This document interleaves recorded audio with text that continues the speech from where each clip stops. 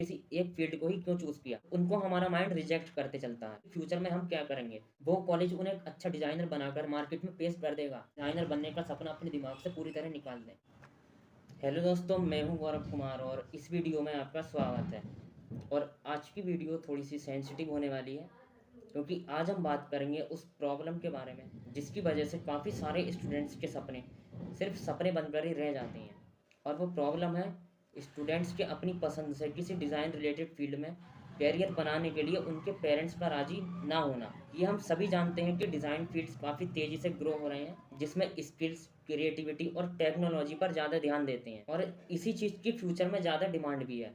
लेकिन फिर भी काफ़ी सारे पेरेंट्स आज भी अपने बच्चों को ज़्यादातर ट्रेडिशनल करियर पाथ की ओर भेज रहे हैं। तो बिना समय बर्बाद करते हुए आइए समझते हैं कि आखिर इस प्रॉब्लम के पीछे वो कौन से रीज़न्स हैं और किस तरह से हम इसे सॉल्व कर सकते हैं। तो अब इसे गहराई से समझने के लिए हमें बिल्कुल स्टार्टिंग में जाना होगा और समझना पड़ेगा कि कैसे हमने सिर्फ़ किसी एक फ़ील्ड को ही क्यों चूज़ किया और डिसाइड किया कि अब बस यही चाहिए और इसी में अपना करियर बनाना है। और इस सफ़र की शुरुआत हमारे बचपन से ही हो जाती है, क्योंकि जब हमारा जन्म होता है तो उस टाइम हमारा माइंड एक तरह से ब्लैंक होता है और हमारी बढ़ती उम्र के साथ हम ज़्यादा से ज़्यादा चीज़ों को एक्सप्लोर करते हैं और उसमें कुछ चीज़ें ऐसी भी होती हैं जिनसे हमें ज़्यादा संतुष्टि और सुकून मिलता है। साथ ही कुछ ऐसी भी होती हैं जो हमें बिल्कुल भी पसंद नहीं आती या थोड़ी कम पसंद आती हैं, तो उनको हमारा माइंड रिजेक्ट करते चलता है। और जो हमें पसंद आती हैं तो उनमें भी कुछ ऐसी वजह या कुछ चीज़ें होती हैं जिसने हमें सबसे ज़्यादा अट्रैक्ट किया है और हम उससे कनेक्ट रहने के लिए उस पूरे को एक्सेप्ट कर लेते हैं। और ये हम सभी जानते हैं कि हमारे पेरेंट्स की भी कुछ क्वालिटीज़ हमारे अंदर ट्रांसफ़र हो जाती हैं।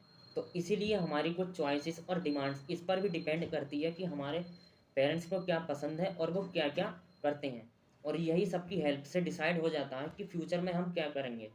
कुल मिलाकर हम अपने आप को जैसी चीज़ों से कनेक्टेड रखते हैं, तो उसी के हिसाब से हमारी लाइफ को एक डायरेक्शन मिलती है। तो अब इस पूरे को समझने के लिए एक एग्जाम्पल की हेल्प लेते हैं। जैसे एक अमीर बच्चा है, जो कि काफ़ी हाईटेक एनवायरनमेंट में रहता है और शुरू से ही उसने टेक्नोलॉजी, कंप्यूटर्स, गैजेट्स और ऑटोमेटिक मशीन्स जैसी चीज़ों में ज़्यादा इंटरेस्ट लिया है। और उस बच्चे की मम्मी कंप्यूटर साइंस से रिलेटेड जॉब करती हैं और उसके पापा जो हैं वो एक मैकेनिकल इंजीनियर हैं। तो इस बात के चांसेस ज़्यादा हो सकते हैं कि उनका बच्चा किसी रोबोट टेक्नोलॉजी से रिलेटेड फील्ड में करियर बनाए।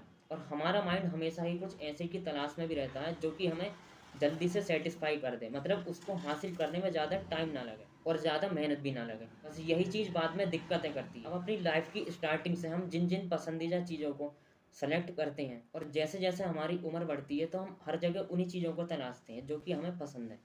और इसी से हमारे माइंड को एक ड्रीम जॉब सेलेक्ट करने में हेल्प होती है, क्योंकि हमारे माइंड में अब काफ़ी सारे पॉइंट्स इकट्ठे हो गए होते हैं और हमारा माइंड डॉट्स कनेक्ट करने में भी काफ़ी ज़्यादा माहिर होता है। और साथ ही हम सभी ये भी जानते हैं कि फ्यूचर में हम सभी को कोई ना कोई जॉब भी करनी पड़ेगी और इसीलिए हम अपनी कम उम्र से ही तरह तरह की जॉब्स और लोगों को काम करता हुआ भी देखते हैं।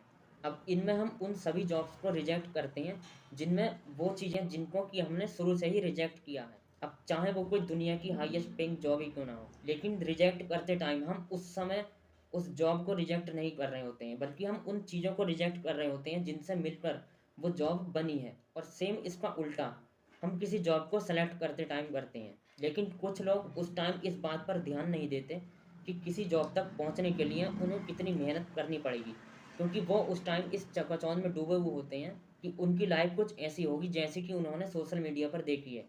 और यही एक वजह भविष्य में उनके सामने परेशानी लेकर आती है, क्योंकि वो रियलिटी से काफ़ी ज़्यादा दूर होते हैं। अब एक एग्जाम्पल की हेल्प से इस पूरे को समझते हैं। जैसे एक 19 साल का लड़का है जो कि डिज़ाइनर बनना चाहता है और उसने अपनी लाइफ के 9वें साल से लेकर और 17 साल की उम्र तक सिर्फ पेंटिंग, ड्राइंग, क्राफ्ट और मॉडल मेकिंग और टेक्नोलॉजी को सीखने और जानने में ज़्यादा इंटरेस्ट लिया है। और एक दिन उसको सोशल मीडिया पर प्रोडक्ट डिज़ाइन से रिलेटेड वर्क्स दिखते हैं और फिर वो उसके बारे में थोड़ी सी रिसर्च करने के बाद डिसाइड कर लेता है कि उसको भी अब प्रोडक्ट डिज़ाइनर ही बनना है, क्योंकि उसको इस जॉब में वो सब काम दिख जाते हैं जिनको कि उसे करने में मज़ा आता था। और फिर जब वो अपने पेरेंट्स से ये बोलता है कि उसको यही करना है, तो उसके पेरेंट्स साफ मना कर देते हैं। तो आइए अब समझते हैं कि आखिर क्यों कुछ फैमिलीज़ की तरफ से रिजेक्शंस मिलते हैं। अब इसमें सबसे ज़्यादा प्रॉब्लम उन स्टूडेंट्स को होती है जो कि एक बिलो मिडिल क्लास फैमिली से आते हैं, क्योंकि डिज़ाइनिंग की पढ़ाई में काफ़ी ज़्यादा पैसा खर्च होता है और पढ़ाई करने के लिए भी स्टूडेंट्स को बाहर जाना पड़ता है, क्योंकि कॉलेजेस की काफ़ी ज़्यादा कमी है। और अगर वो लोन लेकर भी किसी प्राइवेट कॉलेज में एडमिशन लेने की सोचें तब भी मुश्किल होता है। और अगर गवर्नमेंट कॉलेज में भी जाने के लिए वो तैयारी करे और कोचिंग में जाए तब भी उसके लिए काफ़ी ज़्यादा चैलेंजिंग होता है। और पैसे की कमी होना अपने आप में ये इतना बड़ा रीज़न है कि जिसके सामने सारी बातें छोटी हैं, क्योंकि ऐसे इंसान के लिए उसके सपने पूरे करने से ज़्यादा ज़रूरी पैसा कमाना है। तो इसके बाद अब हम उन स्टूडेंट्स की प्रॉब्लम को समझते हैं जो कि पढ़ाई को अफोर्ड कर सकते हैं, लेकिन उनके पेरेंट्स नहीं चाहते कि उनके बच्चे डिज़ाइनिंग में करियर बनाएं। और आगे अभी हम देखेंगे कि कैसे इस प्रॉब्लम को सॉल्व कर सकते हैं। अब ज़्यादातर पेरेंट्स ये चाहते हैं कि उनके बच्चे डॉक्टर, इंजीनियर या फिर कोई सरकारी जॉब करें, क्योंकि उनके हिसाब से वो इन जॉब्स को हाईएस्ट पेइंग और ज़्यादा सिक्योर मानते हैं, जबकि ये सच नहीं है। और साथ ही उन्हें यह भी लगता है कि सिर्फ इन्हीं लोगों को दुनिया ज़्यादा इज्जत भी देती है। और वो ऐसा इसलिए नहीं सोचते कि उन्हें अपने बच्चों में टैलेंट नहीं दिख रहा, बल्कि दिक्कत ये है कि उनके जान पहचान में दूसरे लोगों के बच्चे जो कर रहे हैं तो वो भी सोचते हैं कि हमारे बच्चे भी यही करें।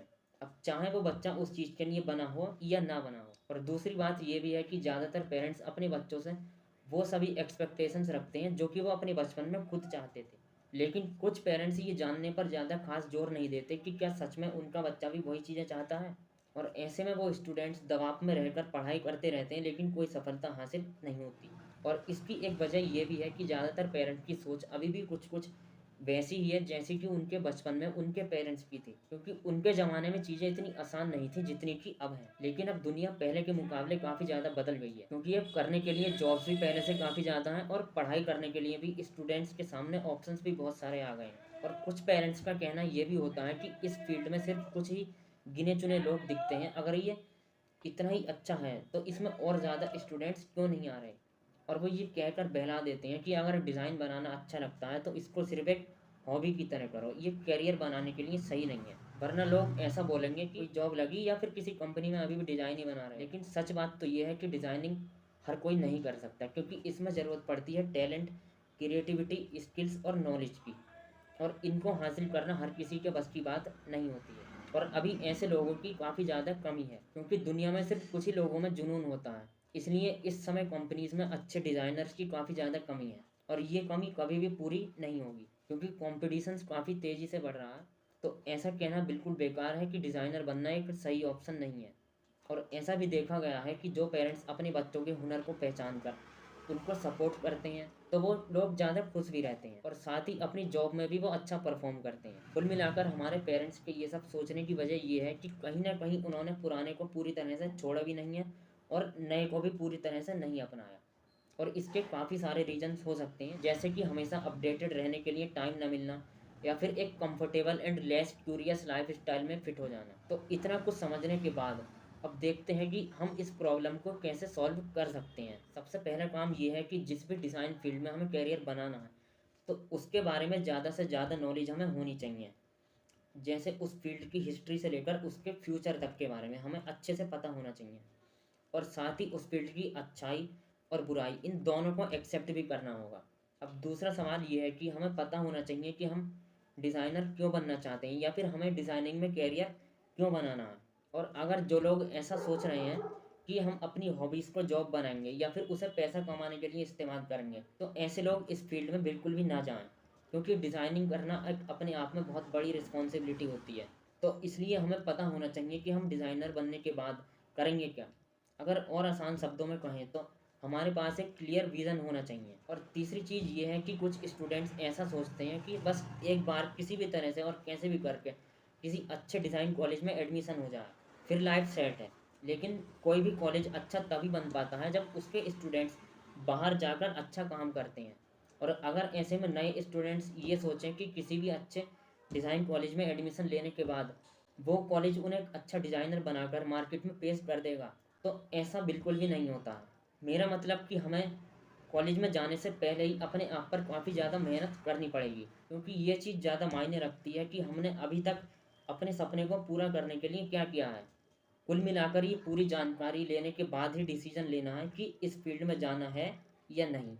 और फिर पेरेंट्स को सब समझाना पड़ेगा, तब जाकर कुछ होगा। क्योंकि अगर हम अपने पेरेंट्स को ठीक से नहीं बताएंगे कि हम क्या चाहते हैं और हमें अपनी लाइफ को कैसा बनाना है, तो पेरेंट्स को बिल्कुल भी पता नहीं चलेगा, और वो ठीक समय पर पूरी तरह से हेल्प भी नहीं कर पाएंगे।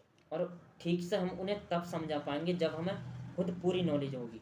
क्योंकि ज़्यादातर पेरेंट्स का सोचना ऐसा होता है कि अभी उनके बच्चे इतने समझदार नहीं हैं कि अपना फ्यूचर खुद डिसाइड कर सकें, और उन्हें डर लगता है कि कहीं उनके बच्चे आगे चलकर अपनी लाइफ में फेल ना हो जाएं।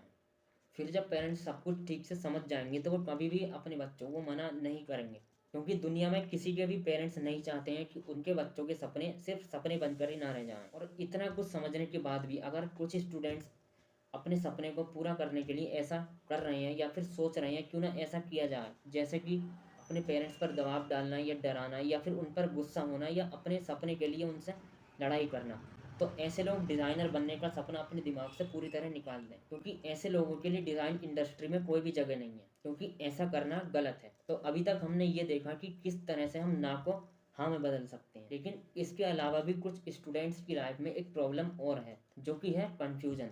मतलब जो स्टूडेंट्स फाइनेंशियली भी स्टेबल हैं और जिनके पेरेंट्स भी मना नहीं कर रहे हैं, लेकिन वो काफ़ी कंफ्यूज्ड हैं कि क्या उन्हें डिज़ाइनर बनना चाहिए या नहीं, क्योंकि उन्हें खुद पर डाउट है कि क्या सच में उनके पास वो टैलेंट और क्रिएटिविटी स्किल्स और वो नॉलेज है जो एक डिज़ाइनर बनने के लिए किसी के पास होनी चाहिए। तो इस प्रॉब्लम से निकलने के लिए हमें सबसे पहले खुद के बारे में ठीक से समझना पड़ेगा कि जो स्किल्स और नॉलेज एक डिज़ाइन स्टूडेंट्स के पास होनी चाहिए स्टार्टिंग में, क्या वो सब हमारे पास हैं, और साथ ही वो किस लेवल की है। अगर कम है तो उन पर काम करना पड़ेगा और उनको सीखना पड़ेगा। अगर ये सब ठीक होने के बावजूद भी डिसाइड नहीं हो पा रहा है कि अब क्या करें, तो उसके लिए सबसे पहले डिज़ाइन टीचर्स, डिज़ाइन स्टूडेंट्स और डिज़ाइनर्स से बात करनी होगी और रियलिटी जाननी पड़ेगी, और फिर अपने आप से एक सवाल करना पड़ेगा कि क्या हम इसमें फ़िट हो सकते हैं या नहीं, और साथ ही उसमें ठीक से फ़िट होने के लिए किन किन चीज़ों पर अभी और हमें काम करने की ज़रूरत है, और फिर हर चीज़ को एक्सेप्ट करने के बाद ही डिसाइड करना है। और एक बात को समझना ज़रूरी है कि अगर हमारे पास नॉलेज और स्किल्स थोड़ी कम है, तब भी हम आराम से इस फील्ड में एंट्री ले सकते हैं। लेकिन सबसे इम्पोर्टेंट बात ये है कि हमें नया सीखने के लिए हमेशा तैयार रहना पड़ेगा और लगातार खुद को इम्प्रूव करते रहना पड़ेगा। और लास्ट में मैं एक सबसे इम्पोर्टेंट बात बोलूँगा कि हमें कभी भी उम्मीद नहीं छोड़नी चाहिए, और हमारे अंदर वो एंथुसियास्म होना चाहिए जिससे हम अपने रास्ते में आने वाली सभी परेशानियों पर काबू पाने और अपने गोल तक पहुंचने के लिए डटे रहें। और हमेशा याद रखें कि अगर सच में हम एक डिज़ाइनर बनना चाहते हैं तो दुनिया की कोई भी ताकत हमें नहीं रोक सकती।